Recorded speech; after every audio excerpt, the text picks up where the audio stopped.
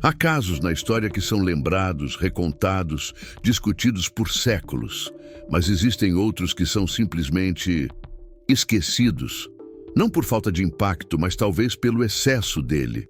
Casos que desafiam a lógica, que não cabem nos registros oficiais e que, por isso, foram enterrados sob o peso do silêncio. Esta é uma dessas histórias.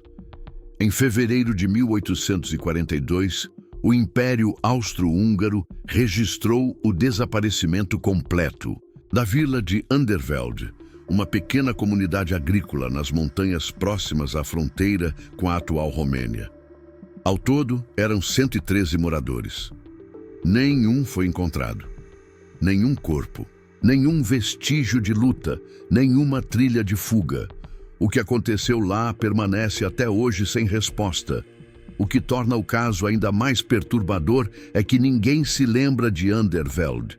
Não há placas, registros turísticos ou menções nos livros escolares. E mesmo nos arquivos do Império, o nome aparece apenas em 3 documentos oficiais, todos datados entre janeiro e março de 1842. Depois disso, silêncio absoluto. Mas por que uma vila inteira desapareceria da noite para o dia? E por que isso seria propositalmente esquecido? A vila de Underveld foi fundada no século XVIII por colonos germânicos, atraídos pela fertilidade das terras e pela relativa segurança da região montanhosa. Isolada por longos invernos e cercada por florestas densas, a comunidade cresceu em ritmo lento, mantendo tradições próprias e uma forte ligação com os ciclos da natureza. Os habitantes eram, em sua maioria, camponeses, caçadores e artesãos, simples, religiosos, fechados. De acordo com relatórios militares encontrados nos arquivos da Academia Imperial de Viena, o último contato com a vila ocorreu no dia 9 de fevereiro de 1842. Quando um mensageiro local entregou cartas e encomendas em uma cidade vizinha chamada Berengrund. Segundo relatos, ele comentou que a vila estava estranhamente silenciosa nos últimos dias e que os cães haviam parado de latir. 5 dias depois, quando um novo carregamento deveria ser recolhido, o mensageiro não apareceu. O atraso não foi considerado anormal. A região sofria com fortes nevascas. Mas no dia 17 de fevereiro, uma patrulha foi enviada por precaução. Que encontraram mudou o tom dos relatórios. Segundo a transcrição do soldado Victor Amsel, um dos primeiros a chegar à vila, as casas estavam abertas, mas ninguém dentro. As chamas ainda crepitavam em algumas lareiras. A comida parecia recém-servida. Havia roupas espalhadas, como se as pessoas tivessem saído às pressas, mas não havia pegadas. Apenas marcas esquisitas na neve, como arranhões. Os oficiais percorreram todas as construções de Underveld. Nada. Nem pessoas, nem animais. Nem sequer sinais de confronto ou roubo. Apenas objetos do cotidiano largados, como se num instante tudo tivesse parado. Em uma escola improvisada, os cadernos estavam abertos. Na capela, as velas ainda ardiam. Em uma casa maior, supostamente a do padre local, havia marcas profundas nas janelas de madeira. 3 riscos paralelos, como se feitos por garras muito maiores do que as de qualquer animal da região. A patrulha permaneceu na vila por 3 dias. Durante esse tempo, todos os soldados relataram sensações de mal-estar, perda de sono e uma inquietação crescente à medida que a noite se aproximava. Um deles, segundo o diário do tenente responsável, afirmava ter ouvido passos no sótão da casa onde estava alojado, passos pesados, que paravam sempre que ele tentava verificar. Outro se recusou a dormir e foi encontrado no estábulo, tremendo, repetindo: "Não estão longe, eles só esperam o frio", temendo que a vila estivesse contaminada por alguma forma desconhecida de doença mental ou mesmo que um crime em Massa tivesse ocorrido, os oficiais decidiram interditar a área e selaram o caminho com placas de zona fechada por quarentena. A explicação oficial? Epidemia de febre do inverno, seguida de pânico coletivo e evacuação forçada. Mas quem evacuou? Para onde foram? E por que nunca houve tentativa de recolocar a vila em funcionamento? Nos próximos capítulos, vamos examinar os diários deixados por um professor local, as últimas cartas enviadas pelo padre de Underveld e as teorias ocultas que ligam o caso a outras vilas desaparecidas em noites de lua cheia. Porque, às vezes, o silêncio diz mais do que 1000 testemunhas. Antes do desaparecimento, poucos registros escritos existiam em Underveld. A vila era pequena, isolada, e sua população tinha pouco contato com o mundo exterior. Mas entre os documentos resgatados pela patrulha imperial, 2 chamaram a atenção. O diário de um professor local e uma sequência de cartas enviadas pelo padre da vila nas semanas que antecederam o desaparecimento. Esses registros, por razões desconhecidas, foram mantidos fora dos arquivos públicos por mais de um século. Somente em 1974, após uma revisão do acervo histórico da Universidade de Graz, vieram à tona. E o que está escrito neles é, no mínimo, perturbador.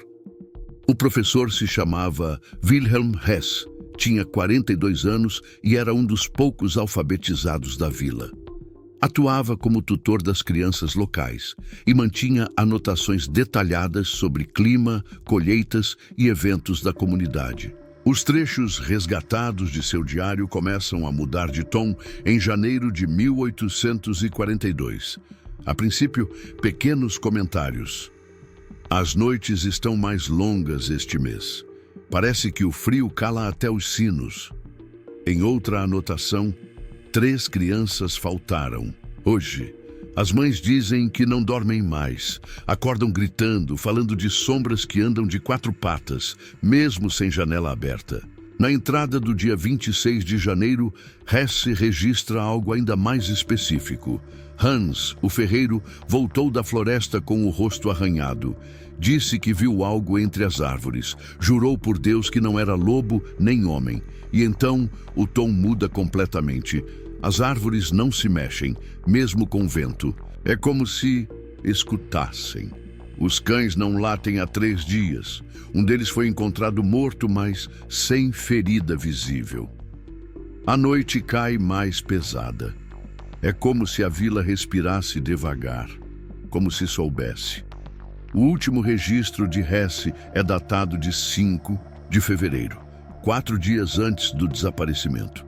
Estão todos estranhos. As pessoas evitam olhar umas para as outras. Os homens não saem mais à noite. As crianças, quando dormem, sonham com uivos. Eu sonhei também, mas o que vi não era um uivo, era um chamado. Já as cartas do padre foram endereçadas à Arquidiocese de Timișoara. 4 cartas no total. 2 nunca chegaram ao destino. As 2 restantes estavam em posse do mensageiro que passou por Berengrund. Seus trechos são ainda mais diretos e desconcertantes. Excelência, escrevo em nome da fé, mas com o coração apertado. Algo ronda Underveld. Algo que não vem por causa do pecado, mas do sangue. Algo antigo. Nossos salmos não afastam. As velas não duram. Em outra, recebemos visita de um estranho há 7 noites. Não pediu abrigo nem pão. Apenas ficou parado ao lado da igreja, olhando para o sino. Quando falei com ele, respondeu com uma voz que não reconheço em homem algum. Disse, já voltamos antes. Voltaremos de novo. O padre relata ainda que alguns moradores vinham mudando de comportamento. Não sei se é medo ou outra coisa. Estão mais reservados. Alguns com olhos avermelhados pela manhã, mesmo sem febre. Suam frio. Tremem quando ouvem barulho vindo do celeiro. Esses relatos, por si só, já seriam o suficiente para causar desconforto. Mas há mais. No relatório militar de inspeção da vila, Os oficiais mencionam terem encontrado pegadas na neve que surgiam do nada e desapareciam sem continuação. Marcas largas, profundas, semelhantes às de grandes patas, mas com forma irregular, como se houvesse articulações humanas. Nenhum animal conhecido da região se encaixava, e nenhuma criatura andaria por ali em meio à nevasca sem deixar rastro de entrada ou saída. Durante os dias em que a patrulha permaneceu em Underveld, os soldados reportaram sensações comuns: calafrios, paranoia, dificuldade para respirar à noite. Mas 2 deles relataram algo mais. Ouviram uivos, não distantes, como os de lobos nas montanhas, mas próximos, muito próximos. Um deles escreveu: pareciam vindos de dentro das casas. No dia 20 de fevereiro, a vila foi oficialmente isolada. O acesso foi interrompido e os relatórios classificados. Underveld desapareceu dos mapas menos de um mês depois.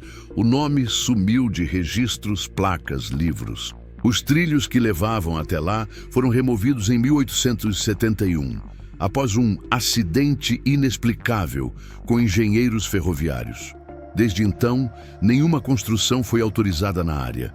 O que aconteceu com Underveld ainda desafia historiadores e teóricos até hoje. Mas nos arquivos recuperados há uma última nota, escrita à mão na margem do relatório militar, sem assinatura, apenas em latim: Non sunt lupi. Eles não são lobos. Na próxima parte, vamos explorar os arquivos esquecidos de outros casos, semelhantes, espalhados por regiões geladas da Europa Central, e a teoria de que Underveld não foi a primeira vila a desaparecer sob o som de passos noturnos, nem a última. O caso de Underveld é impactante por si só, mas o que poucos sabem é que ele não foi isolado. Nos arquivos da antiga Biblioteca Imperial de Viena, registros fragmentados sugerem que ao menos 5 outras vilas desapareceram em condições parecidas entre os séculos 17 e 19. Nenhuma delas aparece em mapas modernos. Nenhuma delas tem documentação pública acessível. Todas foram registradas por autoridades locais como desaparecimento coletivo sem causa natural.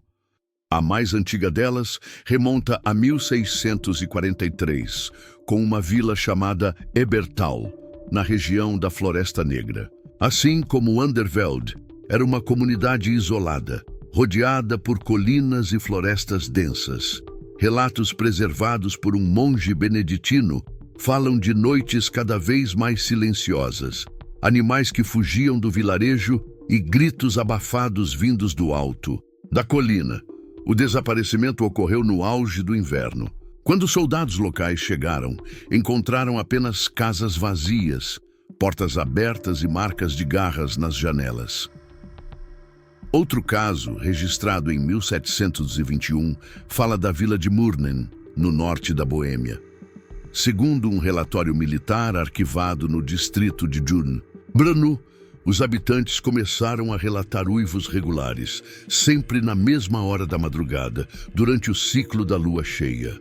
Crianças adoeciam, adultos sumiam nas florestas e voltavam estranhos, em silêncio, evitando o contato visual, recusando alimentos.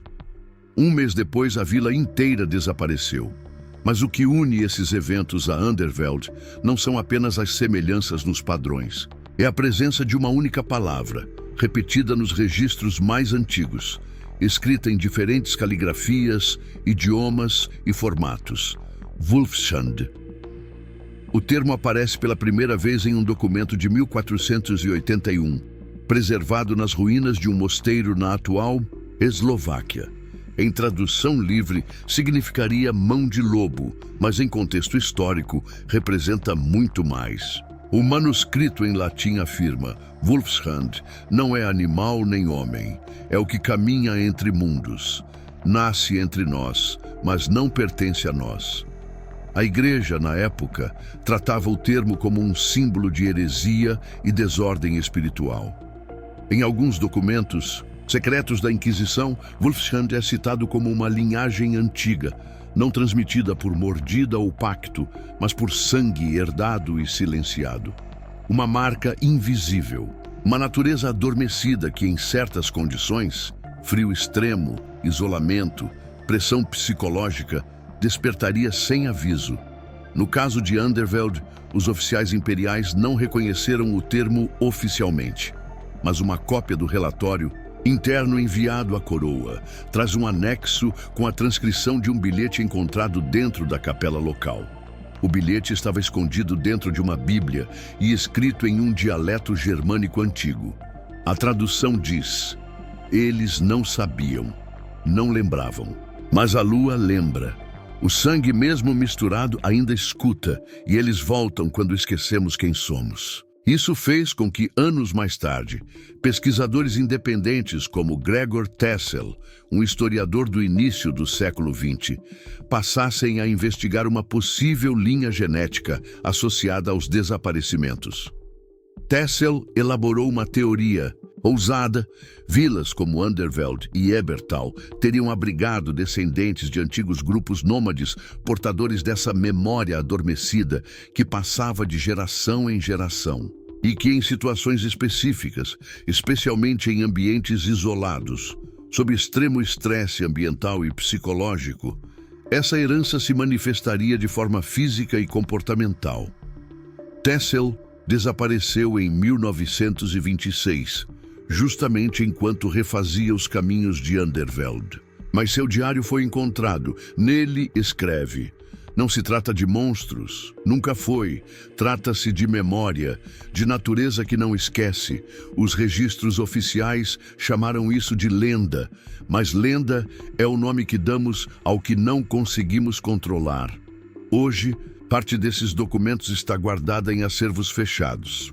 Outros se perderam, mas há pesquisadores que continuam tentando conectar os pontos. E alguns acreditam que a supressão desses arquivos não foi coincidência, que o silêncio em torno de Underveld, Murnen e outras vilas desaparecidas tem mais a ver com proteção do que com esquecimento. Como se alguém, ou alguma coisa, ainda estivesse tentando manter a existência de Wolfshand longe dos olhos modernos. Na próxima parte, vamos acompanhar a jornada de Gregor Tessel, entender o que ele descobriu antes de desaparecer e revelar os detalhes de seu último registro, escrito apenas horas antes de sumir nas montanhas congeladas que um dia abrigaram Underveld. Gregor Tessel não era um caçador de lendas. Formado em História Moderna pela Universidade de Budapeste, ele era conhecido por sua obsessão por arquivos perdidos e casos mal documentados do século XIX. Em 1923, ao analisar relatórios não catalogados da Biblioteca de Viena, ele tropeçou no nome Underveld, um vilarejo que não constava em nenhum mapa atual, mas que aparecia ligado a um termo repetido em vários documentos antigos: Wolfshand. O interesse de Tessel rapidamente se transformou em inquietação. Quanto mais buscava sobre Underveld, mais silêncios encontrava. Arquivos sumidos, relatórios trancados, informações rasuradas. A maioria dos colegas o considerava um excêntrico, um homem brilhante, mas obcecado. Mas para Tessel, a ausência de respostas era por si só uma resposta poderosa. Ele decidiu ir até a região. Em janeiro de 1926, Tessel partiu com um pequeno grupo de assistentes em direção às montanhas de Harghita, onde, segundo suas estimativas, Underveld teria existido. Não havia trilhas diretas. As aldeias mais próximas eram hesitantes em fornecer informações. Alguns moradores mais velhos afirmavam nunca ter ouvido falar da vila. Outros desviavam o olhar e apenas diziam: melhor deixar onde está. Tessel e sua equipe montaram um acampamento a cerca de 2 quilômetros de onde os mapas antigos indicavam que ficava o centro da vila. Os primeiros dias foram tranquilos. Eles encontraram resquícios de fundações de pedra, pedaços de móveis enterrados na neve e, mais curioso, 2 lápides sem nomes, cobertas por musgo e marcas que pareciam garras ou rachaduras naturais.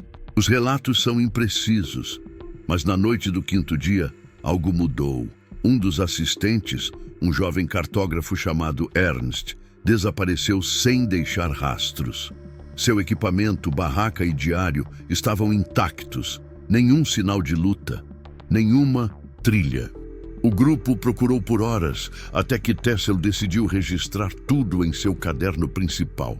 Nele escreveu: "Há um silêncio nesta floresta que não é natural. Nem os corvos gritam. O vento parece não passar por aqui. Esta noite ouvi algo. Não foi um animal.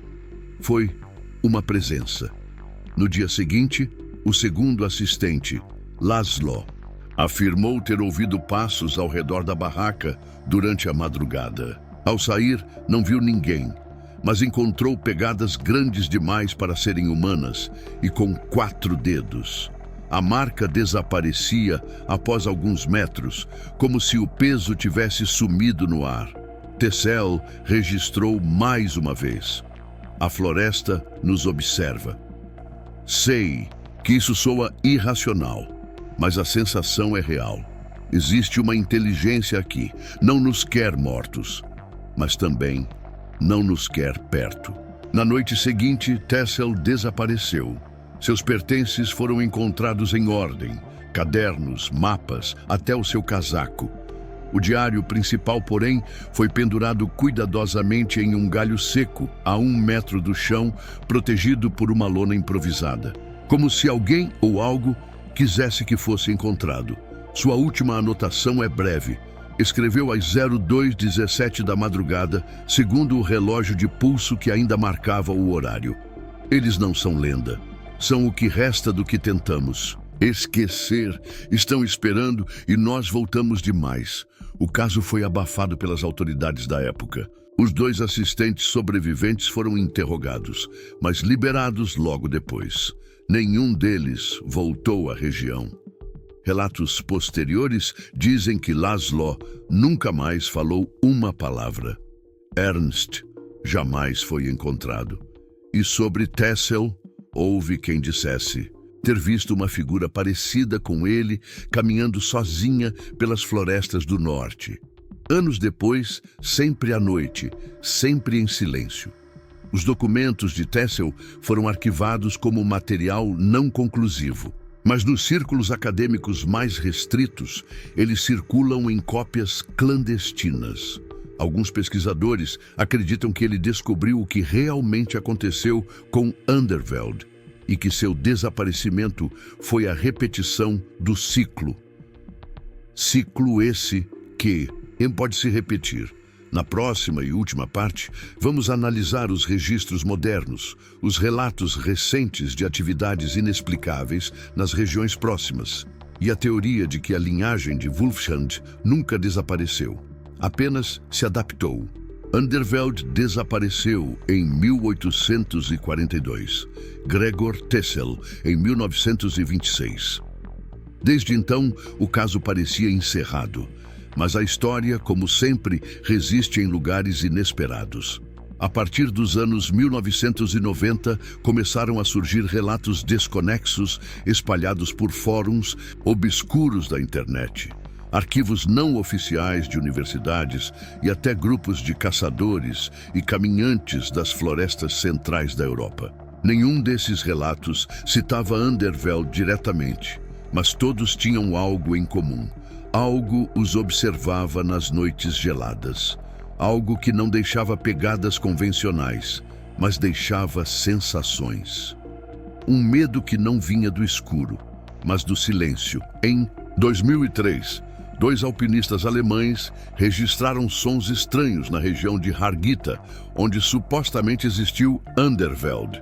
Segundo eles, os sons se repetiam a intervalos quase exatos. 3 batidas baixas, seguidas de um arranhado longo. Eles descreveram isso como passos de algo grande, seguido de algo tentando entrar. O áudio nunca foi publicado, mas parte da transcrição foi revelada em um simpósio universitário informal.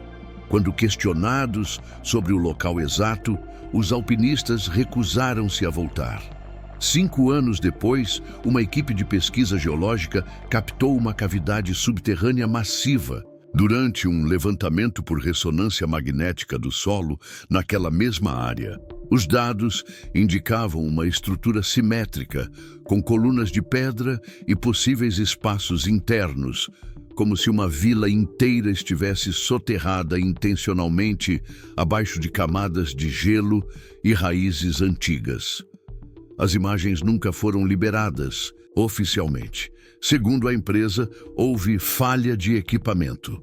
O mais inquietante, porém, veio em 2017. Um entusiasta de explorações históricas postou um vídeo curto em um canal anônimo, onde se via uma estrutura de madeira extremamente antiga no meio da floresta.